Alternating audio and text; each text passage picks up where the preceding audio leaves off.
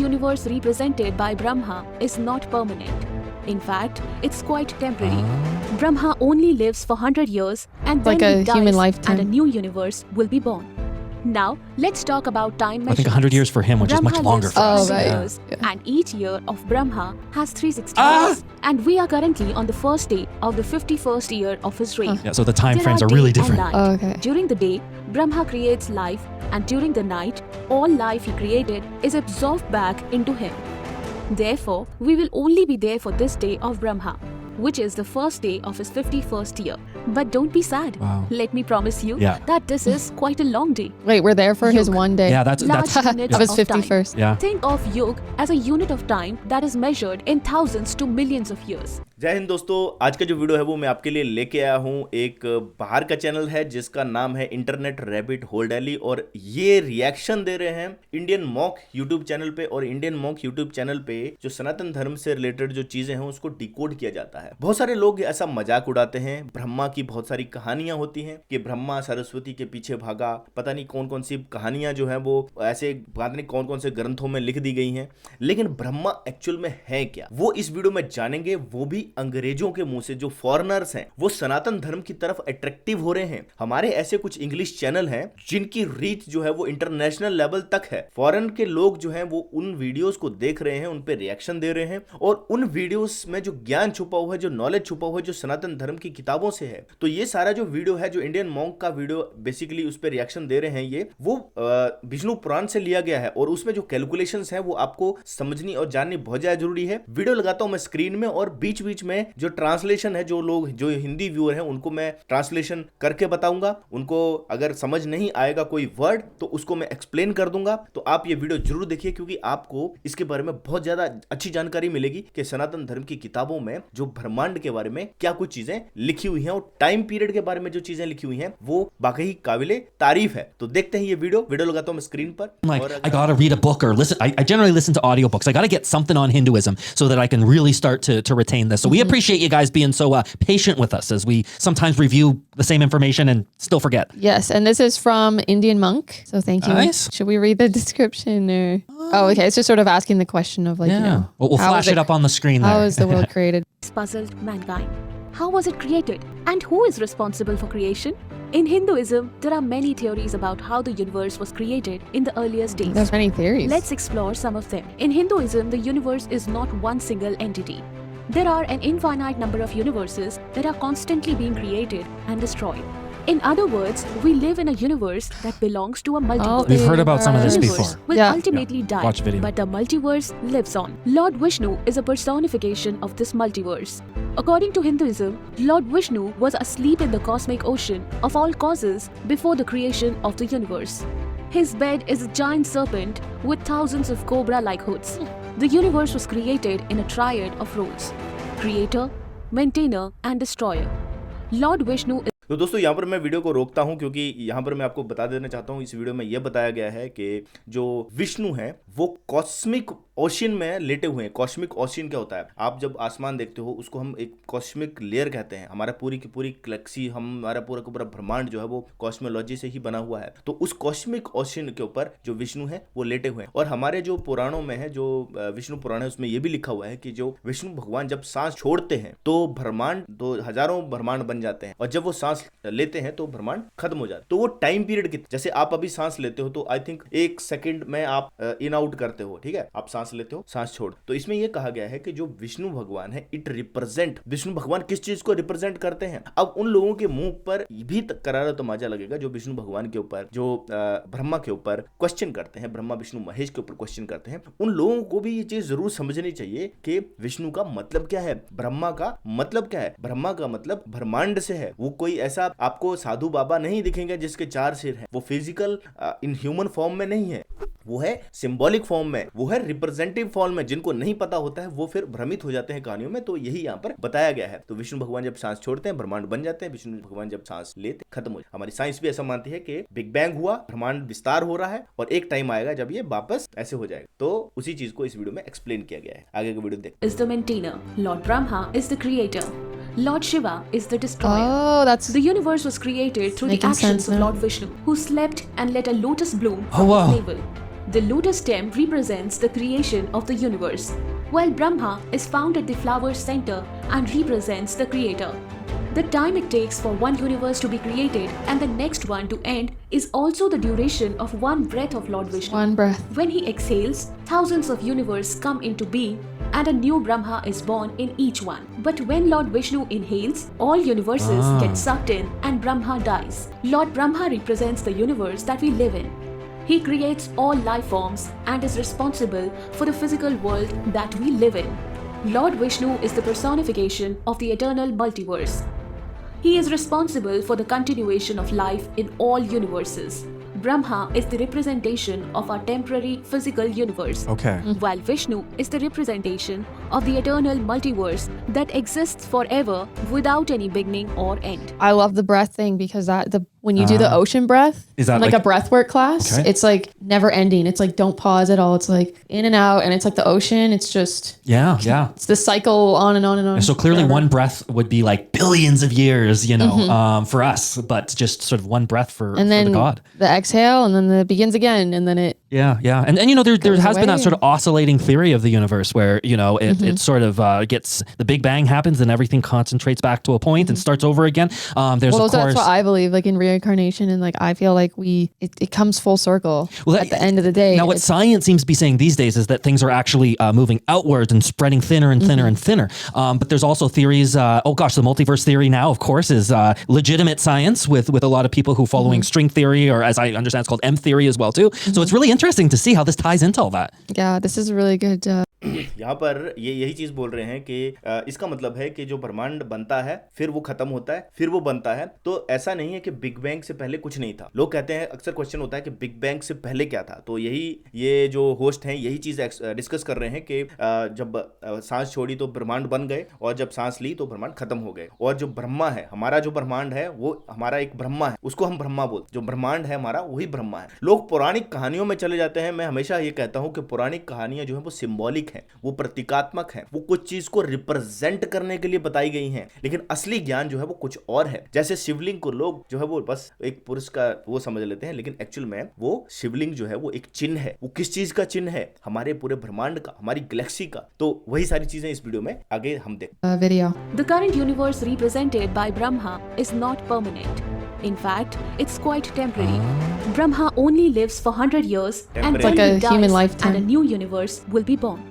Now, let's talk about time I think measurement. 100 years for him, which is much Brahma longer lives for for us. Oh, 100 right. years, उम्र होती है। and each year of Brahma has 360 years, and we are currently on the first day of the 51st year of his reign. Yeah, so the time There frames are day really and different. night. Oh, okay. During the day, तो यहाँ पर ये बताया गया है कि जो ब्रह्मा है उसके अभी हम 51st ईयर के पहले दिन में है, first day of the 51st year. जैसे कि मतलब एक साल में 365 दिन होते हैं, तो ब्रह्मा के जो है उसमें 360 दिन के उसमें अवधि मानी गई। तो उसी की सारी कैलकुलेशन अभी ये बताएंगे। Brahma creates life, and during the night, all life he created is absorbed back into him.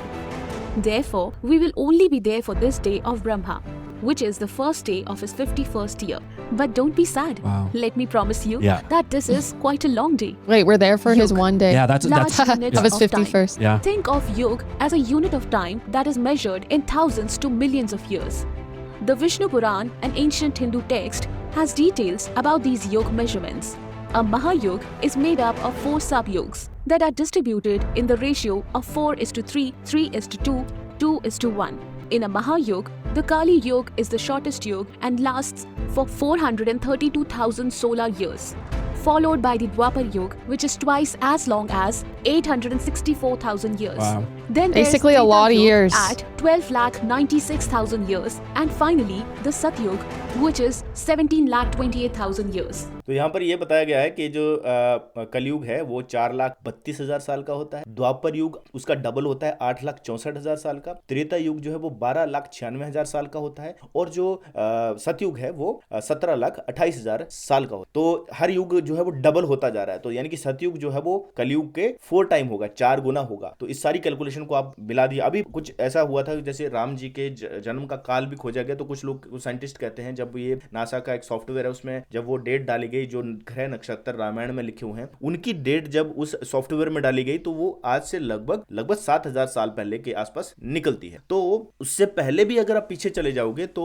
वही डेट जो है वो लगभग लाखों साल पहले निकलती है। आई थिंक 12 या 14 साल, क्योंकि राम जो हुए हैं वो त्रेता युग में हुए, कृष्ण जो हैं वो द्वापर युग में हुए, और ये हर युग के अंत में आते हैं। तो जैसे 9 लाख समथिंग आती है उसकी एज जब राम का जन्म हुआ था, तो एक ग्रहों की स्थिति लगभग 7000 साल पहले वैसी ही बनती है, और दूसरी ग्रहों की स्थिति जो है वो लगभग 9 लाख साल के आसपास बनती है, जब ग्रह नक्षत्र वैसे ही थे जैसे रामायण में मेंशन्ड है। तो अगर आप उस पॉइंट ऑफ व्यू से भी देखोगे तो त्रेता युग के एंड में अगर राम जी आए थे अवतार लेकर, तो अगर 12,96,000 का एंड होगा लास्ट में, और उसके बाद 8,64,000 साल का द्वापर युग बीता है, उसके बाद अभी कलयुग का कहते हैं 5,000 साल ही हुए हैं। तो आप अगर उस कैलकुलेशन को देखोगे तो वो लगभग मतलब 9 लाख साल के आसपास बनती है, और वो डेट आती है राम के जन्म की। अब ये एग्जैक्ट बता पाना, लोग कहते हैं इसका प्रमाण लाओ, तो प्रमाण नहीं होता है। आप किताब में लिखी हुई चीज है उसको आप साइंटिफिकली प्रूव करो, तो साइंटिफिकली 2 बार, क्योंकि ग्रह नक्षत्र तो ये देखो, धरती आज इस वक्त मान लो मार्च मंथ में यहां पर है, तो पूरे 1 साल के बाद फिर वैसी स्थिति में आ जाएगी। लेकिन जब बाकी ग्रह नक्षत्रों मतलब तारों के कॉम्बिनेशंस जो हैं वो लाखों साल में एक बार बनते हैं, वैसे ही कॉम्बिनेशन, तो अभी रिसेंट कॉम्बिनेशन कहते हैं 7000 साल पहले बना है, उसके पीछे अगर चले जाओ तो वैसा ही कॉम्बिनेशन जो है वो 9 लाख साल पहले बना है, जो साइंटिस्ट भी मानते हैं। तो ऐसे हम एक प्रमाण तो ये मिल जाता है, इसके लिए फर्दर प्रूव करने की कोई जरूरत नहीं है। आगे वीडियो देखते हैं। 6,000 years, and finally the Satyug, which is 17,28,000 years. So in all, a Mahayug on Earth lasts for 4.32 million years. 43,20,000 साल. The next major unit of time after a Mahayug in ancient Indian text is Oh, called this is like in the Manvantar. ancient Indian At the text. beginning of a Manvantar, This is really cool Yeah, you kind of want to do the math and figure out all the particulars. because like other religions like Christianity, Judaism have like the similar creation story of like God just like created the earth in 7 days and whatever. And that doesn't resonate with me as in like maybe if it's like super metaphorical, but even like created the world, like the universe, like there was no like I've always just felt like there it's just like has always existed. So but then like our resonating, physical yeah. life is like a manifestation, but the like universe is a never ending, always existing thing. That's what they're sort of saying. But it's cool that they're like this type of creation thing too. Like it's in the text. Like it's not only just a current theory. Obviously, it's like an old religion. Yeah, and everything, but I'm more familiar with like these other religions that aren't like this is all maybe. But it resonates more with your own beliefs and maybe is a bit more scientific or something. Is that what you're saying? Or तो यहाँ पर ये लोग ये कह रहे हैं कि जो क्रिश्चियनिटी है उसमें ये बोला गया है कि 6 दिन में पूरी दुनिया बनी, और इवन आप कुरान में भी जाओगे तो वहां पर भी ऐसी चीजें लिखी हुई हैं कि 6 दिन में ही पूरी दुनिया बना दी है भगवान ने, गॉड ने, जो भी है अल्लाह ने, जैसे इस्लाम वाले कहते हैं अल्लाह और क्रिश्चियन वाले कहते हैं गॉड, 6 दिन में पूरी दुनिया बना दी। लेकिन वो ये बताते नहीं है। यहाँ पर पॉइंट ये है कि वो ये नहीं बताते हैं कि जो 6 दिन है क्या वो वाकई वैसे ही दिन है जैसे आज दिन रात हो रहे हैं, या फिर उनके जो दिन की कैलकुलेशन है वो कुछ फर्दर कैलकुलेशन है, वैसा वहां पर नहीं मिलता है। वहां पर डाउट क्रिएट होता है। लेकिन अगर सनातन धर्म की बात की जाए, जो हिंदुइज्म की बात की जाए, जो सबसे पुराना कहा जाता है, उसमें अगर हम ब्रह्मा के 100 दिन के ब्रह्मा है, अगर हम ये बोल रहे हैं 100 दिन के ब्रह्मा है, तो हम ये भी बता रहे हैं कि ब्रह्मा का एक दिन कितने साल का होता है, ये भी बताया जा रहा है। 71 मनवंतर होते हैं उसमें। तो वही चीज ये दोनों डिस्कस कर रहे हैं कि जो क्रिश्चियनिटी है उसमें अपने एक थ्योरी है बनाई गई, 6 दिन में पूरी दुनिया बन गई। और अभी एक और आता था कुरान में, एक मैं स्ट्रीम सुन रहा था एक्स मुस्लिम्स की, वहां पर उस वीडियो को भी मैं आपके सामने लेके आऊंगा। तो उसमें ये बोला गया है कि धरती को बनाने में जो है अल्लाह ने 2 दिन ले लिए, धरती को बनाने में 2 दिन लगे, लेकिन बाकी सारी चीजें बनाने में 4 दिन लगे। तो इसको रेशो में निकलता है 1:2 या 2:4 का, कि 2 दिन तो धरती को बनाने में लगे। तो इसका मतलब है जितने दिन धरती को बनाने में लगे उससे डबल टाइम में पूरी ब्रह्मांड और वो बना दी। जबकि हम अगर देखते हैं तो ना जाने कितने यूनिवर्स हैं, कितने हमारे गैलेक्सीज हैं। जो अभी नॉन गैलेक्सी की बात की जाए तो आई थिंक 7, 8 या 10 गैलेक्सीज हैं वो, बाकी तो अनगिनत गैलेक्सी हैं हमारे। इवन हमारे जो मिल्की वे गैलेक्सी है जिसको हम कहते हैं आकाशगंगा, उसमें मिलियंस ऑफ सूरज हैं हमारे जैसे हमारा सन है, जो हमारा सन जैसे हमारे 9 ग्रह हैं और जो सूरज के इर्द गिर्द घूम रहे हैं, वैसे कहते हैं कि मिलियंस ऑफ सन तो हमारी ही गैलेक्सी में है, बाकी और गैलेक्सियां पता नहीं कितनी हैं। तो फिर अब ये 2:4 का रेशो यहाँ पर गलत साबित हो जाता है, तो उसको कोई प्रूव करके दिखाए। ये ऑथेंटिसिटी पे बात करते हैं, अभी बहुत सारे वीडियो बना रहे हैं ऑथेंटिसिटी पे, तो इसकी ऑथेंटिसिटी तो आपके खुद के क्वेश्चन है। हम अपनी ऑथेंटिसिटी प्रूव कर सकते हैं कि ब्रह्मा जो है वो रिप्रेजेंट करता है इस ब्रह्मांड, ठीक है। और ऐसे ना जाने कितने ब्रह्मा हैं, कितने ब्रह्मांड हैं, ये भी हमारे जो शास्त्रों में स्टोरी रूप में बताया गया, जिसको पुराण कहते हैं। हालांकि हम पुराणों के ऊपर कभी भी डिबेट या डिस्कशन नहीं करते हैं, क्योंकि बहुत सारे लोगों को ये नॉलेज नहीं है, तो ये नॉलेज लेना बहुत जरूरी है। आगे का वीडियो देखिए। You know, because it is They're sort of more acknowledging realistic to me. those big expanses of time. Cool. Yeah. Yeah, it's just, it would be cool to like actually read the texts and stuff. Mm-hmm. Yeah. Forms are created would have to be and at translated the to end English, of but- it, those life forms are destroyed. This is how the cycle of life goes on in the ancient Evolution. Indian texts. One Manvandar is said to last for 71 Mahayug or 71 multiplied by 4.32 million A years. This works out to be around 306.72 million years in total. According to these ancient texts, all life on Earth will eventually be destroyed after Oh, really? 306.72 million years of evolution.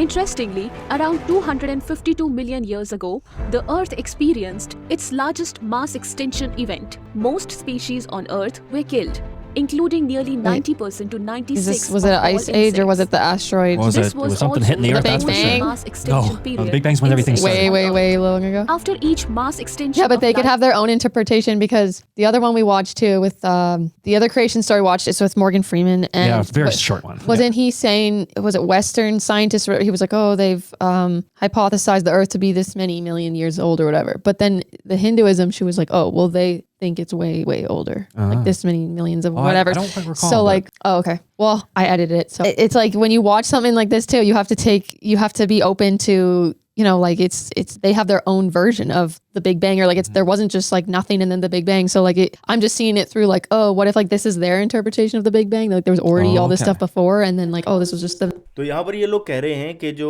Hinduism है उसमें उनकी अपनी ही theory है big bang की, जो आज की big bang theory से मैच करती है। जो साइंटिस्ट कहते हैं कि जी ऐसे बिग बैंग हुआ था, उसके बाद स्ट्रिंग थ्योरी भी आती है, तो वो हिंदुइज्म में वो चीजें मैच करती हैं कि ब्रह्मांड एक्सपैंड हो रहा है। वही चीज ये डिस्कस कर रहे हैं। But obviously, like, what's the last mass extinction? Well, they're was sort it the of Ice Age one or the? you know what? It was as far as I know the one that sort of killed out the dinosaurs, right? Yeah, wasn't But that there the- has been several. But was that asteroid? I thought. Yeah, and so that's what we just saw there. So I think they're Yeah, sort is of that the one they were talking about? Yeah, they're sort of Oh, okay. related. As far as I know, they're sort of Yeah. relating it to generally accepted science. Yeah. So, and talking about how it fits in terms of the 300 something million years. So that's very Yeah. interesting. The Big Bang's supposed to be like there's literally no life yet at all whatsoever. That's right, yeah. So and that then would have been, everything like, starts after billions this. of years But ago. what if that was just the very end of the last life cycle? Is what I'm saying. Yeah, that's what people are wondering about, right? Yeah. Of course. There is a period of recovery called Sandhikal. This period lasts for 'Cause there's been more than Satyug one mass or extinction, too. 1.728 million Throughout our years. history. According to the latest estimates from modern science, it is believed that it took around 10 million years for life on Earth to recover after the long time. Permian-Triassic extinction event. That As you was can the see, dinosaur it extinction took our event, planet wasn't it? 10 million years to get back to think its so, feet yeah. after suffering the greatest mass extinction in history. Day of the Brahma or universe. The universe has a day too. Just like our day on Earth is called Kalp, the time period for one Kalp is said to be equivalent to 14 Manvantars and the Sandhikal. So, there are 14 Manvantars and 15 Sandhikals in a Kalp. No idea what During that the means. Sandhikal before the Yeah. first Manvantar, no That's the life word. has evolved yet. So, one Kalp I was- equal to 14 multiplied by 306.72 million years plus 15 multiplied by 1.728 million years, which makes it one Kalp equal to 4.32 billion years. Whoa! On the What? universal Wow. scale, one day is said to be 4.32 Universal. billion Wow, because years that's long. like right on par with This our day current is divided scientific into a understanding. period of What do you mean? creation. तो ये ब्रह्मा का जो एक दिन है उसको एक कल्प कहा जाता है, तो एक दिन की कैलकुलेशन है और इतने ही टाइम फ्रेम की रात भी होती है। तो जो ब्रह्मा के जो मतलब ये तो एक दिन है, तो अब 100 वर्ष कितने होंगे आप खुद कैलकुलेशन कर लीजिए, दिमाग चकरा जाएगा, लेकिन आप कैलकुलेशन में समझ नहीं पाओगे। ऐसा है सनातन धर्म।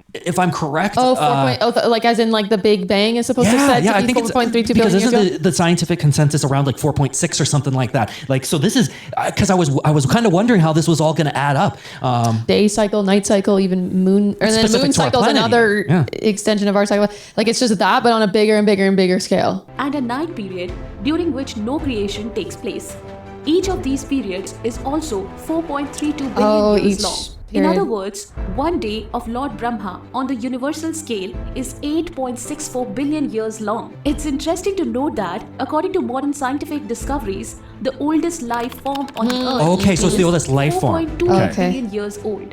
I knew that Mahakal. that figure was attached. अब यहाँ पर देखिए एक दिन ब्रह्मा का 8.64 बिलियन है और उसमें कहता है ओल्डेस्ट लाइफ भी हमारे 4 पॉइंट समथिंग मिली है। तो क्या होता है ना, पूरा टाइम पीरियड होता है, उस टाइम पीरियड को अप्रोक्सीमेट जो है वो कैलकुलेशन की गई है और हमारी भगवत गीता में भी लिखा हुआ है, जो मैं भी अभी रेफरेंस भी आपको बताऊंगा। श्रीमद् भगवत गीता के अनुसार सहस्त्र युग अहर अद ब्राह्मणों विदु, या अर्थात ब्रह्मा का एक दिवस होता है 1000 महायुगों का, और एक महायुग जो है होता है 4 चतुर्युग का होता है। ठीक है, Attached to something. A unit at universal scale is further extended with days and years similar on Earth, so that a month at the universal scale is 30 kalp, that is 30 universal days, and a year at the universal scale is 12 such universal months.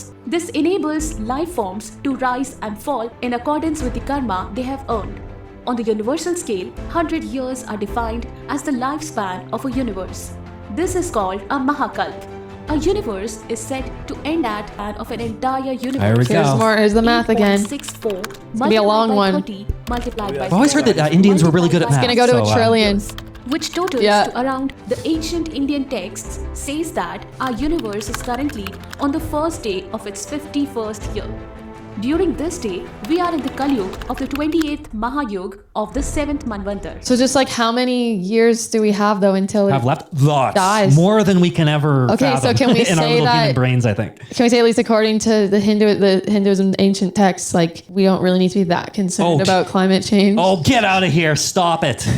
It's gonna end anyways. Like we're probably making the process like a bit faster, but like there are cycles where That's there's right. ice age, there's higher than normal temperatures for many thousand years at a time. Like I've seen these videos where they do these like graphs, and then even if we did nothing to harm the earth, like even if we Stopped had no everything machines tomorrow, or yeah. nothing, eventually it's gonna blow up and everything's gonna die. तो यहाँ पर ये लोग कह रहे हैं कि जो हिंदुइज्म में जो लिखा हुआ है सारी डेट्स के ब्रह्मांड बनेगा और खत्म हो जाएगा, ये कह रहे हैं अगर हम अर्थ को हर्ट भी नहीं करते हैं, अगर हम पर्यावरण का पूरा ख्याल भी रखेंगे, तब भी एक दिन जो है वो पूरी ये जो अभी हमारा करंट ब्रह्मांड है वो खत्म हो जाएगा। और साइंटिस्ट भी ये मानते हैं कि जो सूर्य है वो अपने आधी उम्र में है, जो सूर्य है वो अपनी आधी उम्र में पहुंच चुका है। और आप अभी मैंने बताया कि ब्रह्मा का 100 वर्ष का ब्रह्मा होता है, अभी 51st ईयर में ब्रह्मा है, तो वहां से आप ये एस्टिमेट भी लगा सकते हो कि जो सूर्य भी अपने हाफ एज में है और इतनी ही एज सूर्य की और बची हुई है। उसके बाद सूर्य ड्वार्फ स्टार बन जाएगा, फैलेगा, फैलता फैलता फैलता सारे प्लैनेट्स को निगल जाएगा, फिर एक ब्लैक होल बन जाएगा, ड्वार्फ स्टार बन जाएगा, क्या बन जाएगा? Just because the sun's going to get too big and it's going to swallow the planet. Because it's the universal cycle. All right. So you can't avoid it eventually. Calculation once again. According to ancient Indian texts, the age of the universe is 50 universal years plus 6 manvantars plus 7 sandhi kal plus 28 mahayug. 50 universal years Oh my gosh. equal to 8.64 multiplied A by big 40, calculator for this one. multiplied by 12 multiplied by You're gonna run out of 15 battery. years अब जो Just current doing as this है universe equation. की वो calculate कर रहे हैं ये लोग। 155,520 billion years. 6 manvantars. 6 multiplied by 306.72 million years equal to 1,840.32 million years. 7 sandhi kal. 7 multiplied by 1.728 million years equal to 12.096 million years. 28 mahayug. 28 multiplied by 4.32 million years equal to 120.96 million years. So, the age of the universe, as per ancient Hindu texts, is 157.49 trillion years. Modern science tells Trillion us में that the चली गई universe is calculations. around 13.799 billion years old. However, ancient Indian texts predict a much longer timeline.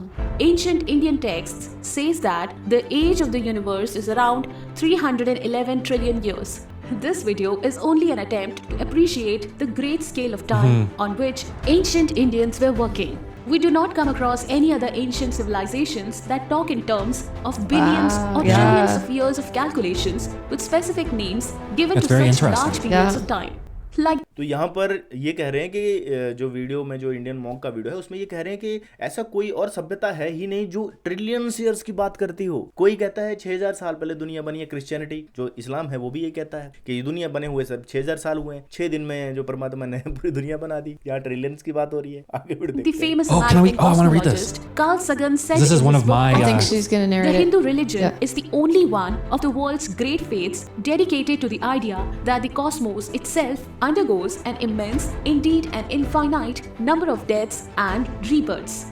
It is the only religion in which the time scales correspond to those of modern scientific cosmology. Yeah.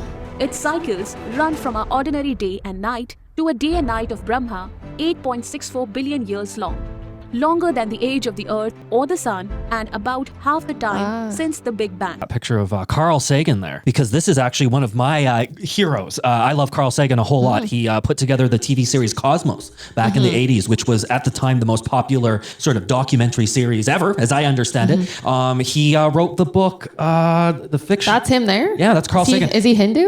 No, he's not. No, and unfortunately, he passed away in I think something like 1999 or something like that. Okay. Sadly, he died way too young, but he was a very popularizer of science. So he would go on like the late night TV shows and teach your average people about science. Yeah, his And, name's extremely familiar. yeah, I he's- just haven't delved into his work. yeah, he's very famous here in the West. One of the most famous scientists, contemporary scientists, and so it was so interesting to hear him name dropped here.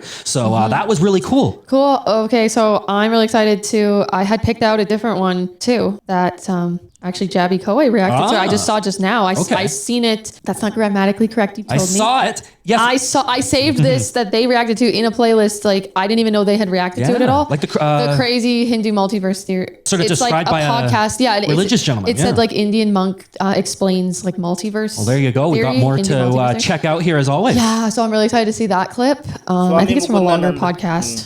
So I think we should do that next, honestly. There you तो दोस्तों यहाँ पर ये Carl Sagan की बात कर रहे हैं। उनका एक प्रोग्राम आता था 80s में जिसमें कॉस्मोस करके उनका एक प्रोग्राम था और उसमें वो ऐसे कॉस के बारे में बताते थे। लेकिन उन्होंने ये भी एक्सप्लेन किया कि जो हिंदुइज्म है उसमें भी ये बताया गया है 8.64 बिलियन जो टाइम, और वो कहते हैं कि जो हिंदुइज्म है उसी में वो चीजें लिखी हुई हैं कि हम अगर अपनी सोच के दायरे को आगे बढ़ाएं, क्योंकि वैज्ञानिकों को एक सोच का एक वो चाहिए होता है। जैसे कि मैं एग्जाम्पल देता हूँ, आज भी कोई आविष्कार होता है तो सबसे पहले हम आवश्यकता क्रिएट करते हैं, क्या हमें जरूरत है उस चीज की। आपके पास फोन है, आपके पास कितने सारे गैजेट हैं, माइक है, ये माइक है, तो ये जरूरत होती है कि मुझे ये चीज चाहिए, फिर साइंटिस्ट उसको बनाने में लग जाते हैं, जो हमारे इंजीनियर्स हैं वो उसको बनाने में लग जाते हैं। तो आवश्यकता ही आविष्कार की जननी है। अब एक सोच पैदा कर दी गई है सनातन धर्म की किताबों के द्वारा कि क्या ट्रिलियन ईयर की हिस्ट्री है हमारी, क्या ट्रिलियन ईयर एज है क्या ब्रह्मांड की। धरती बने हुए में भी कुछ बिलियन साल हुए होंगे, बात मान ली, लेकिन क्या ब्रह्मांड जब सबसे बनने लगा क्या वो ट्रिलियन ईयर का है? तो ये एक क्वेश्चन क्रिएट करेगा साइंटिस्ट के बीच, और वो रिसर्च करेंगे और फिर अपनी रिसर्च में उनको बहुत सारी चीजें मिलेंगी। और आज भी मैं ये मानता हूं बड़े बड़े साइंटिस्ट जो हैं वो सनातन धर्म वेदों को पढ़ पढ़ कर उन्होंने बड़े बड़े आविष्कार किए हैं। कार्ल सेगन एक एग्जांपल है। अगर आइंस्टाइन की बात की जाए, वो भी वैदिक धर्म को पढ़ते थे, वो भी सनातन धर्म को पढ़ते थे। तो जो साइंटिस्ट हैं वो हमारी ही किताबों को पढ़ पढ़ कर साइंटिफिक रिसर्च करे जा रहे हैं। आज भी अगर आप देखोगे नासा वाले संस्कृत को इंपॉर्टेंस देते हैं, कहते हैं संस्कृत जो है वो ऐसी लैंग्वेज है जिसके जरिए से अगर हम यहाँ से संदेश भेजेंगे, अगर कोई स्पेस शटल पे ऊपर है या कहीं बाहर के ऊपर है, मतलब जो हमारा इंटरनेशनल स्पेस स्टेशन है वहां पर जो साइंटिस्ट है, तो यहाँ से अगर कोई मैसेज भेजेंगे तो वो जल्दी पहुंच जाएगा। तो उन्होंने जो संस्कृत है उसके वर्ड्स को लेकर एक्सपेरिमेंट किया और उन्होंने ये पाया कि उनके वर्ड्स में फेरबदल नहीं होता है। यहाँ से जैसे मैसेज ट्रांसमिट हुआ कोडिंग में, तो वो उसको एनक्रिप्ट किया और उसको वहां भेजा, तो वो वैसा का वैसा पहुंच गया। अगर संस्कृत में भेजा लेकिन बाकी भाषा में भेजा तो वैसा नहीं पहुंचा। तो संस्कृत को वहां पर इंपॉर्टेंस दे रहे हैं हमारे साइंटिस्ट। तो भाई बहुत सारी चीजें छुपी हुई हैं, बहुत सारा ज्ञान छुपा हुआ है। ब्रह्मा का एक दिन जो है वो 1000 महायुगों का होता है, और एक महायुग में चतुर्युग होते हैं, वो मैंने आपको बता दिया। 43,20,000 साल का एक चतुर्युग होता है। और बहुत सारी कैलकुलेशन दोस्तों, मल्टीवर्स थ्योरी है, और इसमें एक प्रकरण भी आता है जहां पर जो है वो ब्रह्मा जी श्री कृष्ण से मिलने आते हैं। ब्रह्मा जी श्री कृष्ण से मिलने आते हैं। अब इन कहानियों को आप बोलोगे यार रियल में घटी थी क्या ब्रह्मा जी आ सकते हैं क्या? बहुत तो ब्रह्मांड है, वो कैसे आएंगे? लेकिन दोस्तों मैं आपको बताऊं, ये सिंबॉलिक फॉर्म में, प्रतीकात्मक फॉर्म फॉर्म में, रिप्रेजेंटेटिव फॉर्म में ये चीजें बताई गई हैं कि ब्रह्मा फिजिकली वहां पर नहीं आए हैं, लेकिन ब्रह्मा उस चीज को आपको बताने के लिए, कि एक्सप्लेन करने के लिए कि मल्टीवर्स होते हैं, बहुत सारे ब्रह्मांड होते हैं। तो ब्रह्मा जी आए जब श्री कृष्ण जी से मिलने, तो द्वारपाल ने कहा कि उन्होंने कहा कि उनको बोलो कि ब्रह्मा जी आए हैं। तो श्री कृष्ण ने कहा कि कौन से ब्रह्मा जी हैं? फिर जो द्वारपाल था उन्होंने ब्रह्मा जी को बोला कि आप कौन से ब्रह्मांड के ब्रह्मा हैं? तो ब्रह्मा जी बड़े अचंभित हुए, वो कहने लगे कि भैया इसका क्या मतलब है? जब वो श्री कृष्ण जी से मिले और उन्होंने ये क्वेश्चन पूछा कि आपने बोला कि कौन से ब्रह्मा जी, तो क्या प्रभु मेरे अलावा भी कोई ब्रह्मा है? तो उन्होंने कहा, आह्वान किया तो बाकी ब्रह्मांडों के ब्रह्मा भी आ गए। जैसे हमारे ब्रह्मांड के जो ब्रह्मा थे वो उनके चतुर्मुख थे, चार मुख थे, 4 मुख वाले ब्रह्मा थे। तो ऐसे ऐसे ब्रह्मा आए जिनके 100 मुख थे, ऐसे ऐसे ब्रह्मा आए जिनके 1000 मुख थे, 1 लाख मुख थे, 1 करोड़ मुख थे। तो वो ब्रह्मा जी जो हमारे ब्रह्मांड वाले हैं वो अचंभित हो गए कि यार मेरे अलावा भी इतने ब्रह्मा है। तो इससे एक्सप्लेन होता है कि मल्टीवर्स हमारे सनातन धर्म किताबों में लिख दिया गया था, साइंटिस्ट आज खोज रहे हैं। और ये भी माना जाता है, मैं आपको एक चीज और बताऊं, थोड़ा सा हिंट दे दूं, नॉलेज जो है जितना बांटा उतना बढ़ता है। हम कहते हैं 4 वेद, तो ब्रह्मा के वो 4 सिर हैं। तो वेदों का ज्ञान कहते हैं सृष्टि के प्रारंभ में ब्रह्मा जी जो है वो वेदों का नॉलेज ही है, बेसिकली उन्होंने ही वेद दिए हैं, ठीक है। तो ब्रह्मा जी इटसेल्फ वेद है, नॉलेज है। उस चीज को कैसे सिंबॉलिक फॉर्म में बताया गया है, स्टोरीज के रूप में, लोगों को समझाने के लिए। आप कहानियों में फंस जाते हो, आप कहानियों के जो कैरेक्टर्स हैं उनमें फंस जाते हो, उस चीज को समझना चाहिए एग्जाम्पल के थ्रू। तो ये वीडियो मेरे हिसाब से काफी बढ़िया वीडियो है। जो इंडियन मॉन्क का वीडियो देखिए फॉरेनर्स तक पहुंच रहा है और वहां पर वो लोग एक्सप्लोर कर रहे हैं, उस नॉलेज को ले रहे हैं। और हमारे खुद के जो सनातनी हैं वो कंफ्यूज हो जाते हैं, वो उन चीजों को समझ नहीं पा रहे हैं। वो इन मलेच्छों के चैनल पे जाकर वहां पर पता है नहीं डिबेट करने चले जाते हैं। तो पूरा नॉलेज लीजिए, पूरा ज्ञान लीजिए। वेद हमारे आधार हैं, वेदों को बेस मानिए। पौराणिक कहानियां जो है वो प्रतीकात्मक है, वो सिंबॉलिक है, वो कैरेक्टर आपको नहीं मिलेंगे। आप पुराणों में अगर घूमते रह जाओगे तो फिर आप जवाब नहीं दे पाओगे उन चीजों। आप वेदों को पढ़िए, दर्शन को पढ़िए, उपनिषद को पढ़िए, हम भी पढ़ रहे हैं। इतना ज्यादा नॉलेज, आपकी पूरी जिंदगी खत्म हो जाएगी फिर भी आप ग्रैब नहीं कर पाओगे। अगर कुछ और नहीं पढ़ सकते, भगवत गीता पढ़ लो। भगवत गीता का जो ज्ञान है वो मानव मात्र के लिए एक बहुत ही एक आइडल है। वो ज्ञान जो है वो मिलने से नहीं मिलेगा। अगर आप ज्यादा कुछ चीजें नहीं पढ़ सकते तो 18 अध्याय भगवत गीता के पढ़ लो, वहां पे भी आपको नॉलेज मिलेगा। धीरे धीरे आपकी जिज्ञासा जागेगी तो फिर आप वेदों की तरफ आओ। और 4 वेदों को भी पढ़ना इतना मुश्किल नहीं है। हमारे रामभद्राचार्य जी हैं जिन्होंने वेदों को कंठस्थ कर लिया है, एक एक मंत्र, एक एक श्लोक उनको याद है, जबकि उनके नेत्र नहीं है, उन्हें दिखाई नहीं देता है। और वो संस्कृत के गोल्ड मेडलिस्ट रह चुके हैं। दोस्तों ये सारा वीडियो था, उम्मीद करता हूँ ये आपको वीडियो पसंद आया होगा। वीडियो पसंद आया तो वीडियो को लाइक जरूर कीजिए, शेयर करता रहूंगा। मिलूंगा नेक्स्ट वीडियो में, तब तक दोस्तों जय हिंद, वंदे मातरम।